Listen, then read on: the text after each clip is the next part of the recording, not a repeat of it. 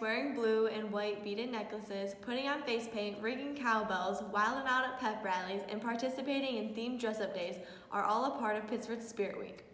Every year, the students of Pittsford High School get ready for homecoming by participating in any and all of these festive activities.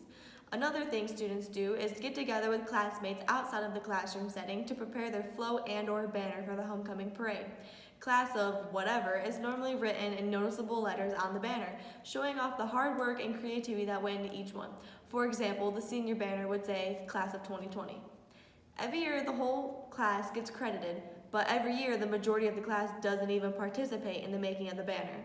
It's frustrating for those who do participate as well as for the class advisors.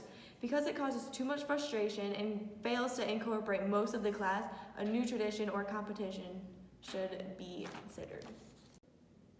Class advisors have their class choose a theme and then contrive a plan on how to incorporate the theme into the homecoming banner. Some class advisors are just fed up with those who don't participate having a vote in the choosing of a theme. Advisors that see it only fair ask those who are not going to participate to leave the meeting early or to simply just not take part in voting for the theme either. If another homecoming activity was proposed, more students may take an interest in it and willingly participate, making it so that class advisors don't have to exclude students. If a student does not want to participate, then forcing them to is not going to make them change their minds. When it comes to building the banner, sometimes students would show up, do the bare minimum, and then leave, giving false hope to the others. Junior Carrie Belcher explains how this happened in her previous banner building experiences.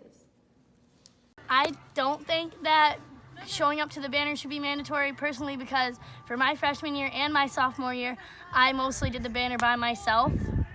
Like, no one would really come in and pitch in. They all say they were busy. I was there on the weekends, and I planned it all out, and if they decided to show up, they might have, like, traced a letter or something on and then left. So I don't think it should be mandatory. The problem with traditional homecoming class activities is just that. It's so traditional it becomes monotonous. What Pittsford really needs is a new homecoming activity that students want to be involved in and can still use as a competition against other classes. Pittsford students have some of their own ideas on what should be added in place of banner building. Senior Lindsay Clark had a good alternate idea for the decorating activities homecoming comes with. I think for homecoming that we should start decorating our lockers to get more into the school spirit.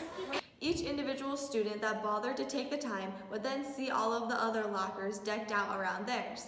It would be entertaining for students to go about the school and see how others decorated their lockers.